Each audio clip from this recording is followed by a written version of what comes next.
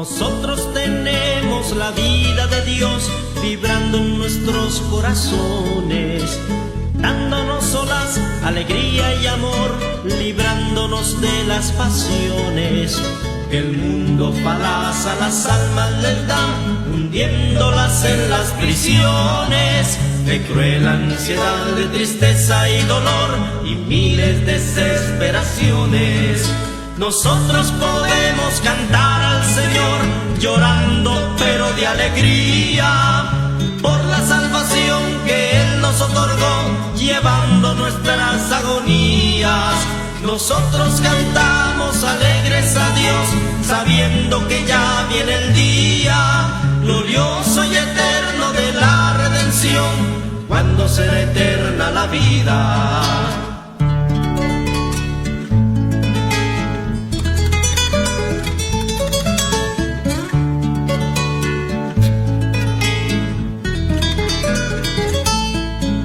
Nosotros vivimos en paz y en amor, no hay odio en nuestros corazones, pues Dios con su sangre del todo quitó la furia de nuestras pasiones. Así nuestros hijos víctimas no son de tanto pesar y temores, caminan felices el mundo traidor, sin penas y sin aflicciones. Nosotros podemos cantar al Señor, llorando pero de alegría, por la salvación que Él nos otorgó, llevando nuestras agonías. Nosotros cantamos alegres a Dios, sabiendo que ya viene el día glorioso y eterno de la redención, cuando será eterna la vida, cuando será eterna la vida. ¿Cuándo será eterna la vida? ¿Cuándo será eterna la vida? Muy buenos días, estimado hermano Isaí.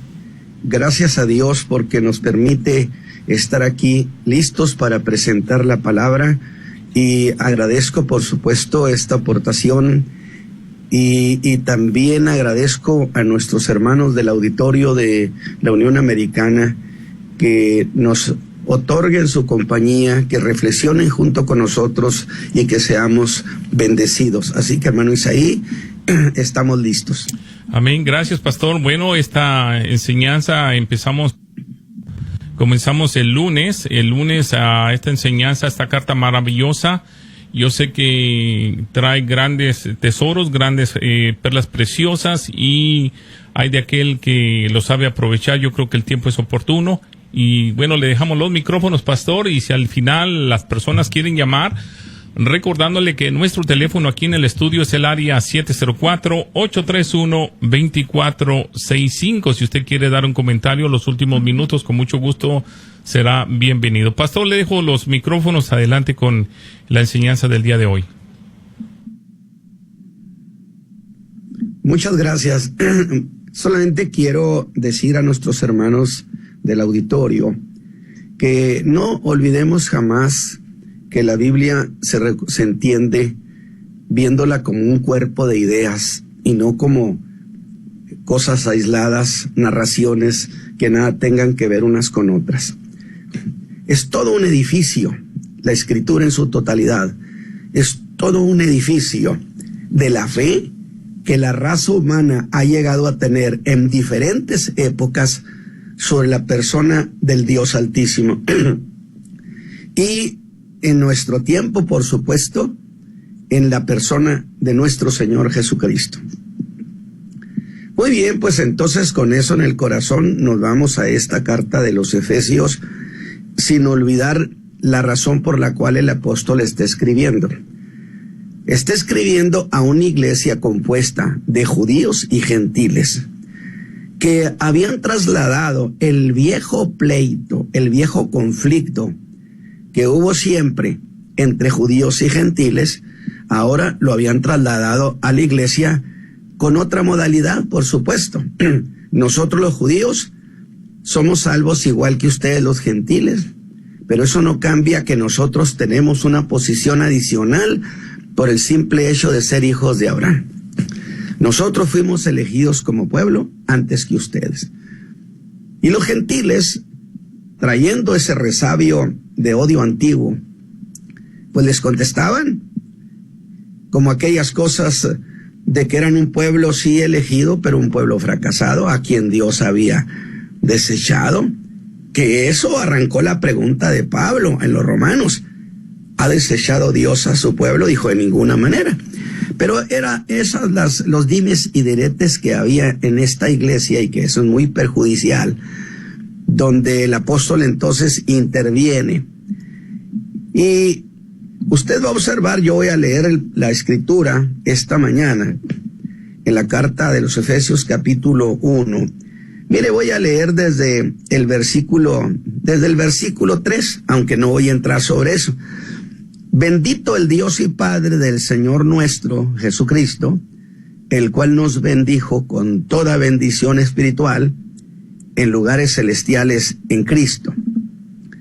Y según nos escogió en él antes de la fundación del mundo, para que fuésemos santos y sin mancha delante de él en amor, habiéndonos predestinado. Y yo dije el lunes, yo no le tengo miedo a esa palabra predestinado, ahí está, para ser adoptados hijos por Jesucristo, asimismo, según el puro afecto de su voluntad, para alabanza de la gloria de su gracia, con la cual nos hizo aceptos en el amado, en el cual tenemos redención por su sangre, la remisión de pecados, por las riquezas de su gracia.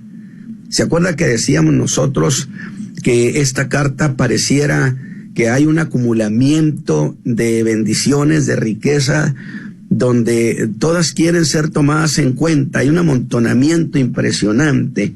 Y mire usted las cosas que el apóstol ya nos ha dicho.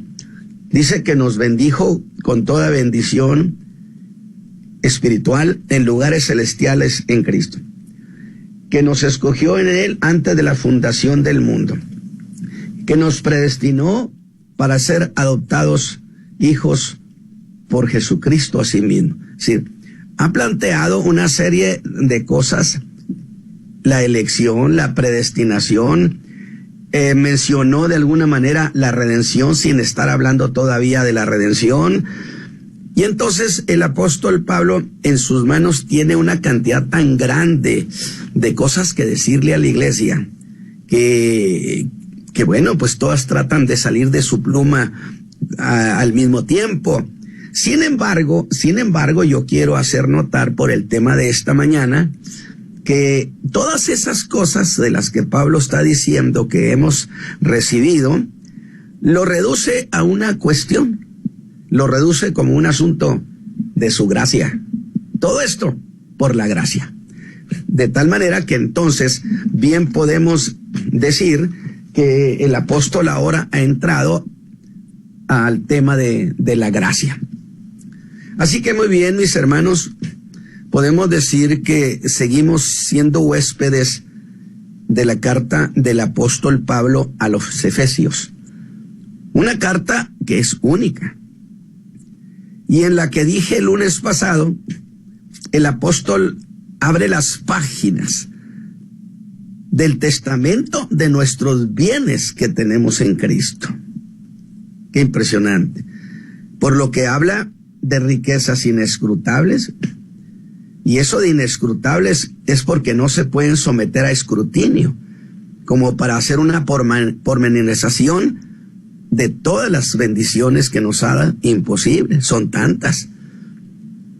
Y para empezar este mensaje, es de particular importancia la palabra gracia. Hace declaraciones el apóstol donde dice que nosotros los creyentes fuimos predestinados desde antes de la fundación del mundo. Eso es mucho decir, para la alabanza de la gloria de su gracia. ¿Ve? Se va hasta el pasado eterno, pero luego dice, sí, pero todo esto fue para alabanza de la gloria de su gracia. Aunque debo decir que me gusta una introducción que dice, para celebrar la gloria de su gracia. Qué bonito detalle, idea. Celebremos la gloria de su gracia.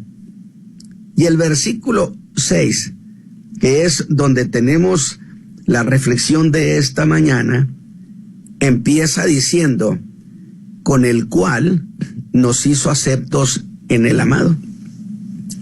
Y yo quiero separar esa primera parte dentro de este tema de la gracia. Quiero separar esa primera parte del pasaje, esa cláusula o esa declaración, con el cual, donde ese cual hizo posible que recibiéramos redención y muchas otras cosas más que se derivan de esa gracia. Pero, insisto, ¿a qué se refiere el apóstol con esa expresión, con el cual? Bueno, significaría, si lo vemos de acuerdo a los versículos anteriores, que usted sabe que siempre se ha dicho que la Biblia interpreta la Escritura, interpreta la propia Escritura. De tal manera que entonces los pasajes que están antes y después serían los primeros a consultar para saber de qué está hablando. Y de acuerdo a los versículos anteriores, es una referencia a la gracia, como se entiende en el verso 5, que a su vez se manifiesta que Dios nos predestinó, interesante, para que nosotros, oiga esto, que no éramos sus hijos, lo fuéramos.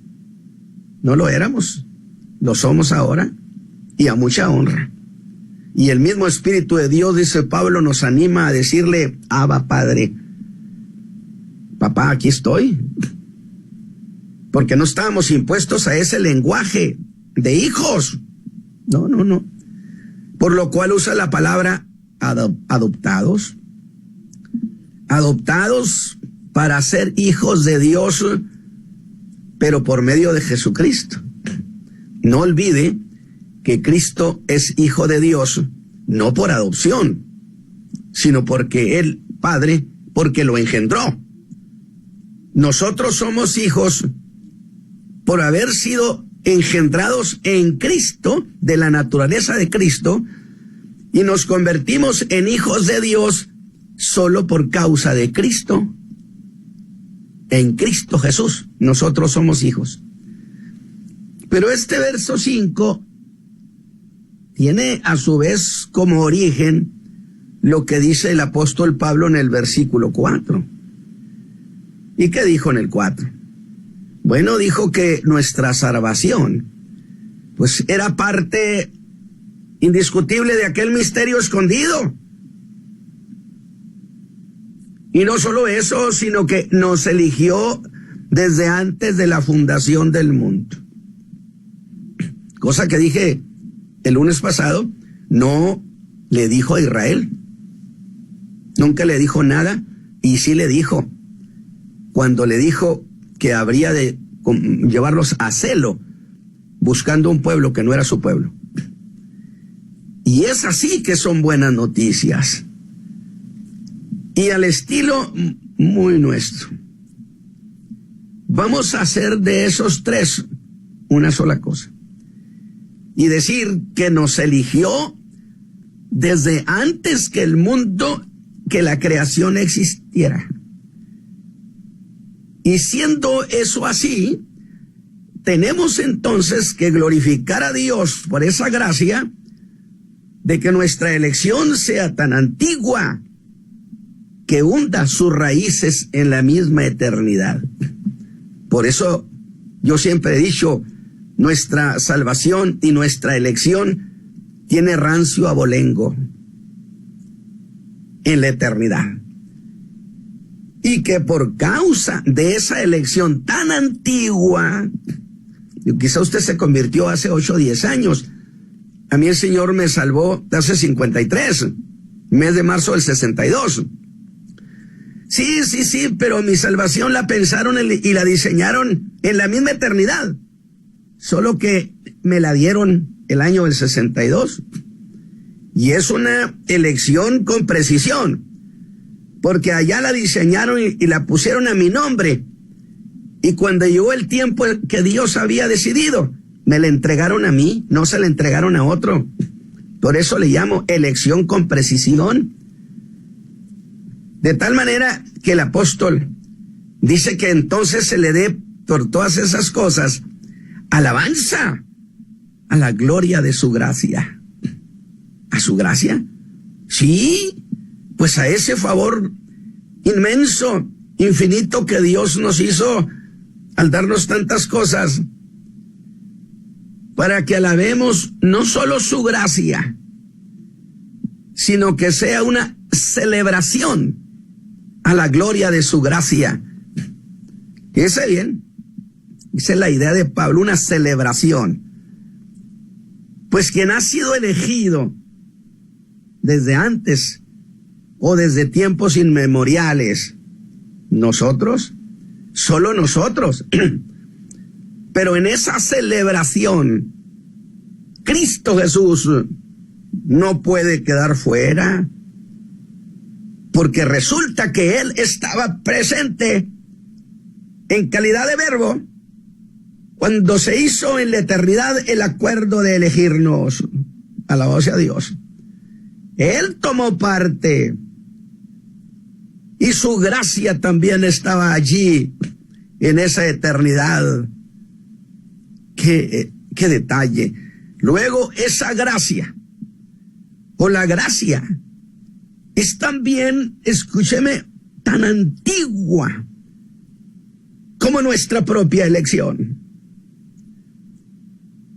La gracia es más antigua que la misma ley dada en el Sinaí, mis hermanos. Piénselo. Y eso le da sentido a lo que el apóstol Pablo les dice a los Gálatas, que la ley fue añadida, que fue agregada. Luego entonces la ley, siendo un agregado a la gracia, no es el todo, sino es una parte. El todo es la gracia. Un agregado a la gracia, que la ley es parte, pero no el todo. Para que usted ubique las cosas en su justa dimensión. Usted sabrá dónde acomodar esto. Pero no el todo. La ley no es el todo como lo es la gracia. La gracia es antigua, de eternidad a eternidad. Porque desde el momento en que nos eligieron al Señor para ser el Salvador, y en Él nos eligieron a nosotros también, en un acto de gracia, ya estaba allí la gracia. Qué preciosa, antiquísima, rancio abolengo tiene. Y yo entonces, Pablo diría, hermanos, ¿no es eso cosa como para celebrar? Y yo digo, pues por supuesto que sí. Y lo celebraremos. Pero ¿qué cosa es celebrar, mis hermanos? ¿Qué cosa es celebrar esa gracia? Implica aplaudir, reverenciar, venerar, aclamar. Y eso precisamente de celebrar a su gracia, que evidentemente nos lleva en principio al culto de adoración y alabanza, es una cosa venerable, altamente reverencial, para que piense las ideas de fondo en el corazón del apóstol. Y la idea del griego implica que es algo que debe celebrarse en voz alta. Oiga, y por supuesto tiene una lógica. Pues, ¿quién celebra en silencio? Diría el apóstol, pues, mis hermanos, entonces aplaudan. Celebren la gracia de nuestro Señor Jesucristo en voz alta. Cántenle a lo glorioso de su gracia, pero teniendo plena conciencia que el culto de adoración es celebración. Lo glorioso de esa buena voluntad de regalarnos lo que nosotros no podíamos comprar, de poner en nuestras manos lo que nosotros no podíamos tener. Y justo cuando estamos haciendo celebración, o esa celebración, es que pasamos por un cruce de caminos en la fe. Por lo que debo hacer una precisión y decir, ¿entendí bien? ¿Dijo celebrar la gloria de su gracia? Sí, eso dijo el apóstol. Ahora, déjenme entonces también decirles que este versículo es la llave de toda la espiritualidad cristiana, la celebración de su gracia. Y aquí estoy viendo, por supuesto, el culto de adoración y alabanza en nuestras iglesias. Es una celebración de la gracia. Y la predicación, por supuesto, que también debe ser una celebración a su gracia. Que la predicación diga al pueblo cosas que sean una celebración de la gloria de su gracia. Y aún más, el vivir del creyente debe ser también una celebración de su gracia. El culto de oración y alabanza. Los predicadores debemos decir cosas que sean una celebración de su gracia. Definitivamente, porque es altamente reverencial. Y la vida nuestra, la que vivimos al diario, debe ser una celebración a su gracia. Una celebración. Y aún más, hermanos, voy a agregar que hasta el morir en Cristo, es una celebración a su gracia. ¿Por qué? Porque es celebrar la victoria que tuvo sobre la muerte. Y celebrar que un día, entonces nosotros que hemos creído en Cristo Jesús, un día también nos levantaremos por el mismo poder que levantó a Jesús de los muertos para recibir al Señor en los aires. Y esta es cosa asegurada. ¿Ve la garantía? ¿Lo ve? El apóstol ahora nos lleva a donde jamás nos ha llevado. Y por cierto, debo decir que estas cosas suceden solo en esta carta, que es única en su género. Y estamos yéndonos por la introducción de esta carta, pero desde que llegamos a su territorio, está llena de riqueza. Pero déjeme ahora razonar algo. ¿Qué puede interesarle a Dios que lo alabemos o no? ¿Qué gana Él? Yo he siempre dicho que si en el mundo entero la iglesia da un aplauso y da un gloria a Dios, Dios no es más glorioso por eso. Él es ya glorioso por sí mismo. Los que salimos ganando somos nosotros. Pero allí está el fondo de la revelación. Que Dios había hecho de sí mismo, que su gloria no la cedería a otro. Y quiero afirmar que es cierto, que Dios nada gana con recibir nuestra alabanza a su gloria. Nada más que esto lo he dicho de manera deliberada, mis hermanos. Porque esa, la celebración a Dios, al Padre, no es la cuestión del pasaje. Grábese esto, en esta carta a los Efesios, no es la alabanza al Padre, sino el Padre promoviendo la alabanza a su Hijo Jesucristo. Y ni siquiera, fíjese bien, en este caso, Dios está exigiendo alabanza a lo que en la eternidad es conocido como el Verbo. No. Es que el Verbo no nos redimió en calidad de verbo, en calidad de hombre. En este caso, Él está reclamando, alabado sea Dios, que se le haga celebración al que se hizo hombre. Él quiere que los ojos del mundo entero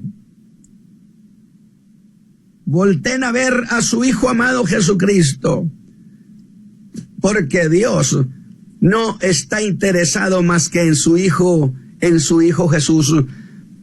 Su complacencia está en Él. Y esto es bueno entenderlo para que nunca pensemos que si Dios hace algo con nosotros es porque está impresionado con nosotros. No. Él está interesado solo en su Hijo amado Jesucristo. Y bien ha quedado establecido que el Padre no recibe a nadie sino a través de su Hijo. Todas las cosas las centró en Él. Y lo que cualquier hombre quiera tiene que ir a través de Cristo. Porque el Padre es honrado. Jesús lo dijo, cuando se honra al Hijo. El Padre en esta carta todo lo exige para el Hijo. Que se le celebre la gloria de su gracia. Una gracia que su Hijo, en condición de hombre, consiguió para nosotros. Que se celebren cada uno de los beneficios conseguidos por Él. Y mire cómo el apóstol marca hacia quién se dirige esa alabanza. Dice el apóstol en el amado de Dios. ¿Y a quién Dios le llama su amado con mayúscula? De nuevo digo, Dios hace el Padre que los ojos de todo el mundo tengan que volver hacia donde está Cristo. Porque Cristo, en Él está la complacencia del Padre y en nadie más. Yo soy eminentemente cristocéntrico, aunque en términos doctrinarios soy eminentemente paulino. Nada más que no fue Pablo el que murió por mí, fue Cristo Jesús el que escaló la cruz. Y en esos términos de fe personal, soy eminentemente cristocéntrico. Dios está hablando de celebrarlo a Él. Aunque sea usted muy digno de muchas cosas, y que eso sí que le produce complacencia, que celebremos, amemos a su Hijo. Por eso quien no celebra a su Hijo, ¿cómo amará la redención que su Hijo ha conseguido para nosotros? ¿Cómo habrá de estimar esa obra gloriosa donde se entregó por nosotros? Si menosprecia el acto de adoración de manera irreverente, ninguno que alabe, ninguno que se precie de predicar, podrá complacer al Padre, sino de esa manera, celebrando la gloria de la gracia de su Hijo. ¿Cómo podía aceptarnos? Porque Él solo se complace en el Hijo. Dijo Pablo, en quien tenemos redención por su sangre, el perdón de los pecados. Y otra vez, algo así como celebren su gracia. Porque eso lo hizo según las riquezas de su gracia. Espéreme tantito. He mencionado ya mucho esto. Entonces la cuestión es celebración de la gracia. ¿La de quién? La del Hijo. En verdad, si vamos a Dios y le decimos queremos celebrarte, Él diría todo lo que sucede en el mundo es cosa que tiene que ver exclusivamente con mi Hijo. Alabado sea Dios. Todo lo que sucede en el mundo, en el universo, tiene que ver solamente con su Hijo.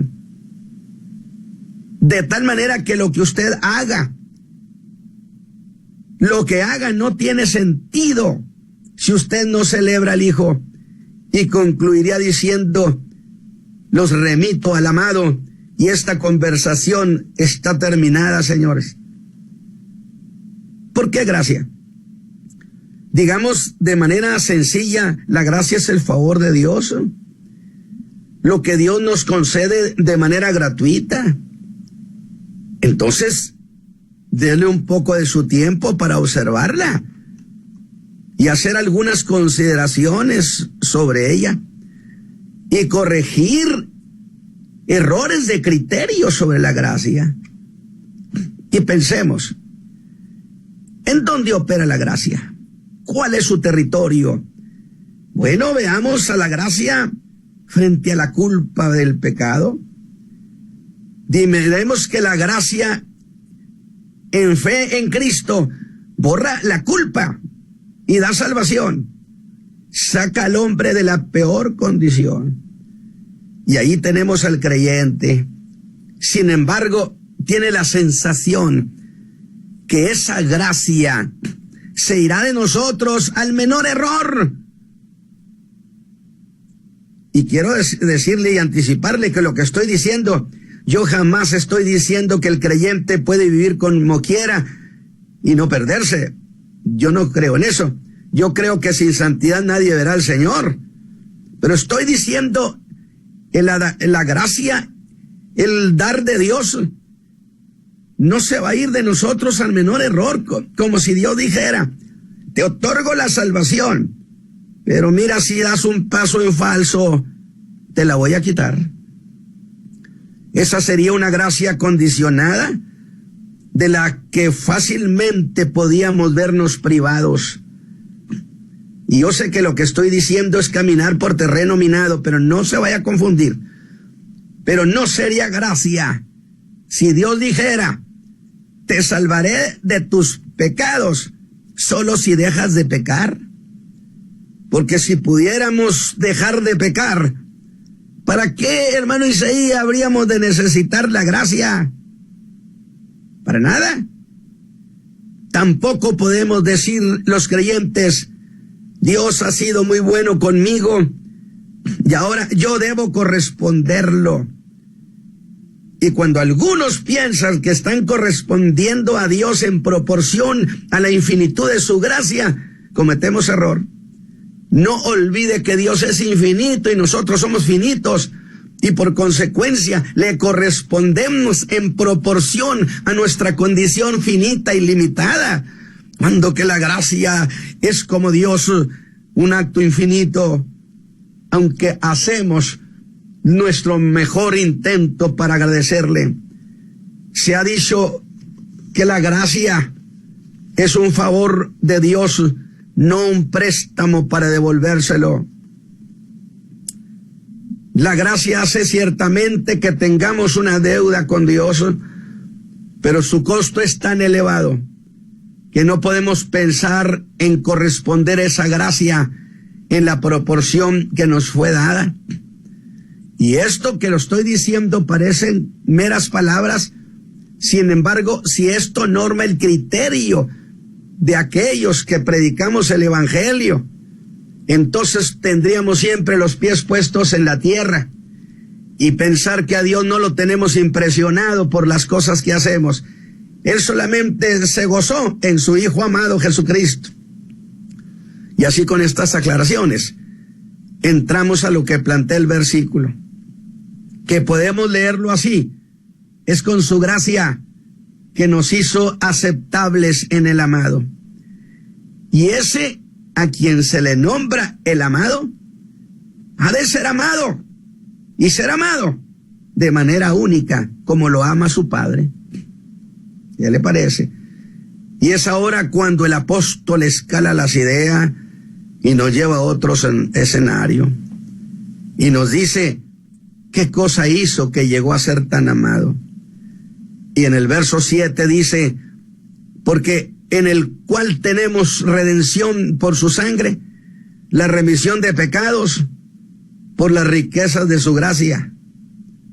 Pero todo eso, yo quiero que usted vea por lo pronto solo dos cosas en este pasaje. Una es la palabra redención, es decir, nos dio redención. Y la otra palabra es que nos dio remisión de pecados. Ve cómo se amontonan las ideas en el corazón del apóstol, donde para tener una idea de qué cosas hizo el amado, qué cosa nos dio el amado, volteemos al libro de Levítico. Se trataba de alguno que tenía quizá una deuda y que eso había causado la pérdida de una propiedad que no podía pasar a manos de otras familias jamás, o aún de su misma libertad, y llegó a convertirse en siervo, donde si quería recuperar sus bienes o dejar de ser siervo, escúcheme bien, debía hacer el pago de esa deuda. Pero al decir esto, es que entonces existía, escúcheme bien, el derecho de autorredención. Es decir, nosotros también teníamos derecho de redimirnos solos, redimirnos a sí mismos. Pero si ese reconocía insolvencia, que no tenía manera de pagar su redención, entonces debía pensar y buscar alguien que pagara su cuenta, y a este se le llamaba redentor. Y nosotros como hombres tuvimos que reconocer nuestra insolvencia para pagarle a la justicia divina, quien supuestamente este redentor, para hacerlo, debía tener parentesco. Y esto nos lleva a la preciosa doctrina de la encarnación, porque tenía que ser uno de los nuestros. Mire, a grado tal que le puedo decir, y me atrevo a decirlo, ¿acaso el Verbo podía autoengendrarse? Por supuesto que podía, pero no debía. ¿Por qué razón, hermano Ramos? Porque entonces ya no se parecería a nosotros. Y la Biblia dice que debía parecerse en todo a los hermanos, y no hay un solo hombre en la tierra que se haya autoengendrado. Necesita que lo engendren. Y pareciéndose a nosotros, el Espíritu Santo lo engendró y se parece a nosotros. Alabado sea Dios. El parentesco. De manera que si no lo tenía, no se aceptaba que rescatara, porque ninguna propiedad debía pasar a manos de otros dueños. Y aquí viene una pregunta. ¿Pero acaso no es igual que cualquiera pague?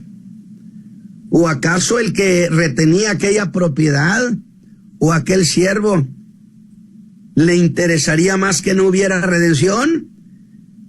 Y digo eso por la exigencia de que fuera pariente, por lo que sin haber redención significaba una propiedad perdida que jamás podría ser recuperada. Por eso la Biblia dice, yo, Juan, lloraba mucho, porque no había nadie digno, pero el Cordero de Dios nos redimió con su sangre de todo linaje, de toda tribu y de toda lengua, y somos una propiedad recuperada para Dios. Pero note ahora esto. Cuando se daba ese pago por parte del Redentor, como consecuencia de ese pago, se hacía una manifestación pública de que esa deuda había sido pagado, que las cosas volvían a su dueño original, y a esa publicación le llamaban la remisión, cosa que se explica en Deuteronomio 15:2, y que sería algo como esto: y esta es la manera de la remisión. Se publica que no habrá más demanda de esa deuda, porque la remisión ha sido pregonada por Dios. Por consecuencia, Jesús pagó nuestros pecados en la cruz del Calvario, y si Él nos ha perdonado, consecuentemente, nunca jamás se nos volverá a acusar de ese pecado, porque no se puede acusar al hombre dos veces por el mismo delito. Dios lo hizo en voz alta y se decía que dicha deuda ya no existía. Pero si había ese procedimiento, luego entonces la redención es una cuestión de carácter legal. Y si es así, nuestra salvación es cosa legal. ¿Ven cómo me emociona esto? Está registrado incluso en el libro de la vida. Está anotado en documentos eternos que fuimos redimidos, que se nos ha remitido la culpa. Es un asunto legal que el diablo mismo no puede echar por tierra. Pero legal ante quién, mis hermanos, legal ante quién. Aquí esto es una cuestión preciosa. Ante el tribunal de la justicia divina. Porque nuestra deuda era con Dios. Escúcheme bien, definitivamente rechazamos las tesis doctrinarias heréticas que dicen que le pagó al diablo nuestra redención. Yo he dicho, decía Gregorio Nacianceno en el año 364, nomás faltaba que a ese delincuente lo premiaran. Nuestra deuda no era con el diablo, ya quisiera él pagar las suyas. Nuestra deuda era con la justicia divina, porque habíamos cometido pecado contra Dios. Y Dios entregó, fíjese bien, ese expediente contra nosotros, se lo entregó al tribunal de la justicia para que cobrara esa deuda. Por eso Pablo dice a los Gálatas que estábamos retenidos bajo la ley. La ley nos tenía bajo custodia para luego entregarnos al castigo, que era lo que la justicia exigía. Un pago que no podía ser negociable, sino un pago total. Y aún diré, pago en una sola exhibición, como se dice entre abogados. Así que los hombres teníamos derecho de redimirnos, pero descubrimos que no teníamos con qué hacerlo. Y nos declaramos insolventes, hermano Isaí.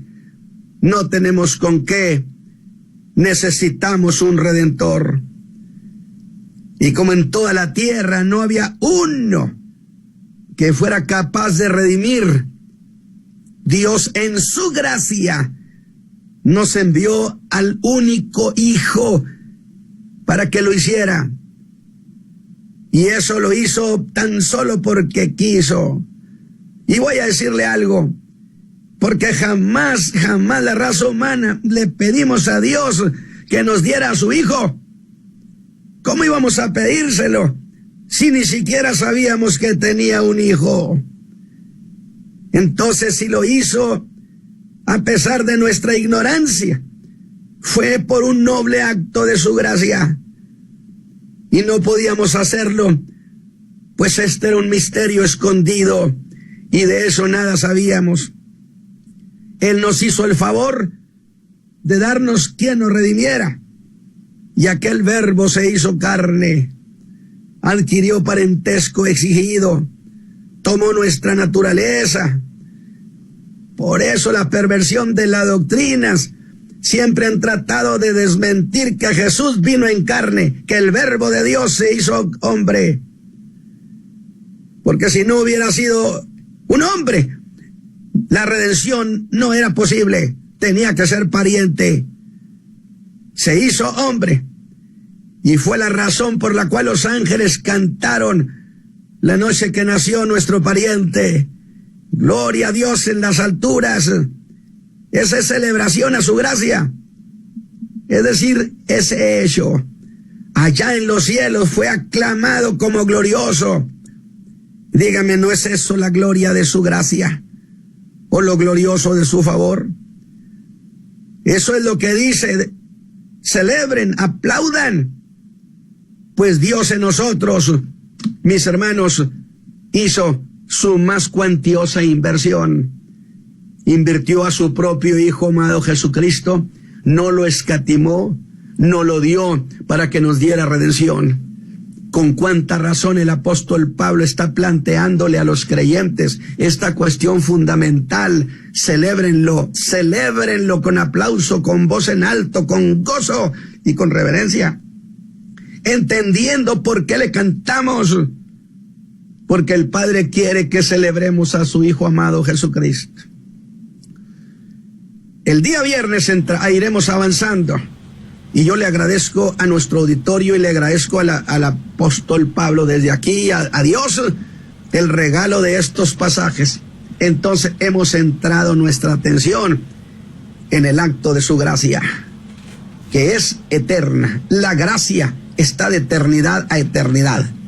Dije, cuando estaban haciendo la elección, ahí estaba el Hijo, ahí estaba el Verbo. Por lo tanto, su gracia nos eligió allí también.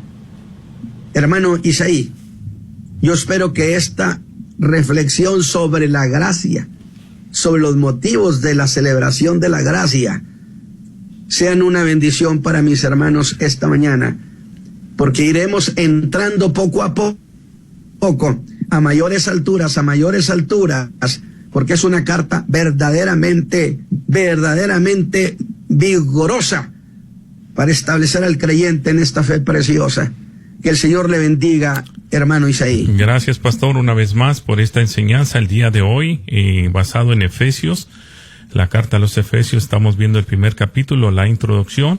Yo sé que es algo bien importante como el pastor nos ha manifestado a través de la Escritura, que Dios el Padre engendró a su Hijo y nosotros somos engendrados en Cristo, y reconociendo que Cristo es el que le debemos de adorar. Ahí está también la carta a los Hebreos capítulo 1, donde dice que al único que se ha autorizado a su Hijo a recibir alabanza, como dijo el pastor, y glorificación a Él. Hay quienes no quieren darle la honra al Hijo y pues lamentablemente pierden el rumbo.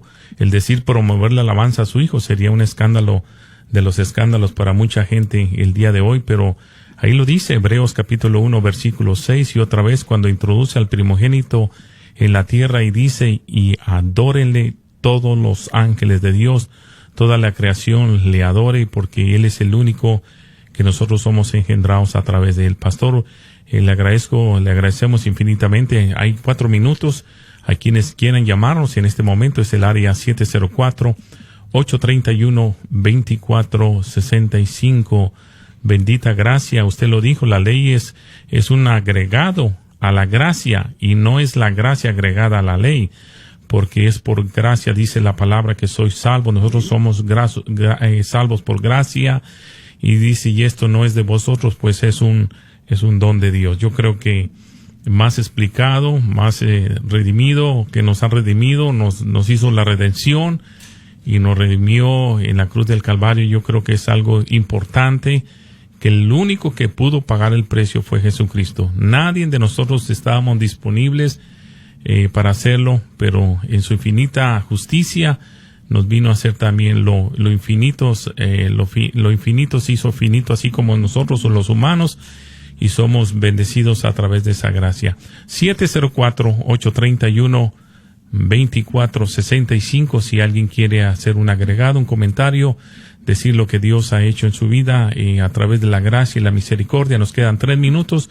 lo puede hacer marcando a este número. Pastor. Seré muy breve. En realidad, ¿por qué ningún hombre podía redimir? Porque no había un solo hombre que naciera sin pecado. Porque la herencia de Adán venía a través de toda la raza humana. Él cayó y caímos con él. Y hace años oí a Salvador Freixedo, un jesuita, decir que Dios había cometido el error de jugarse el destino de la raza en un solo hombre y lo perdió.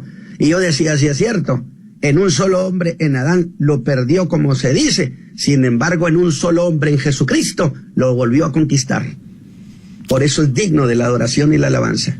Amén. Gracias, amén. Hermano. Gracias, Dios pastor.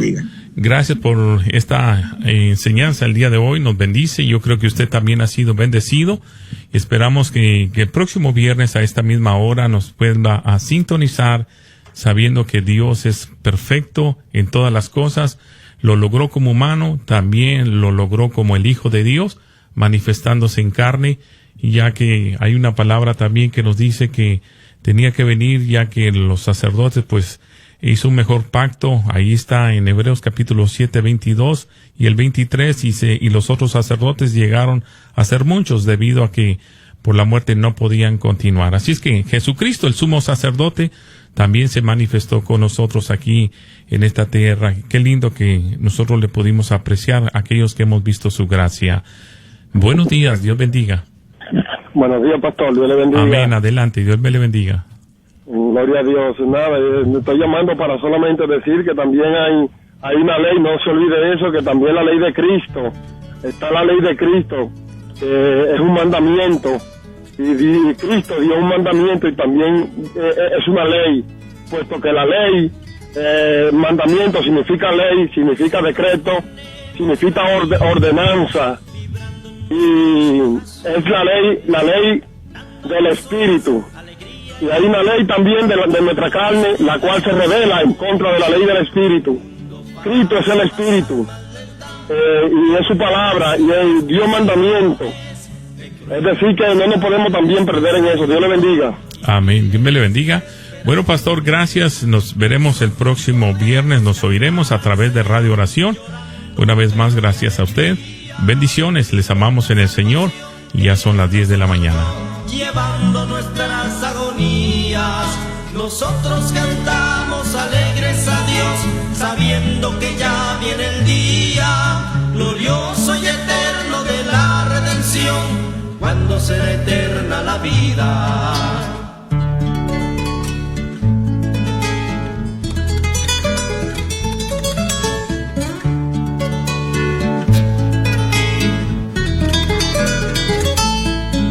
Nosotros vivimos en paz y en amor, no hay odio en nuestros corazones, pues Dios con su sangre del todo quitó la furia de nuestras pasiones.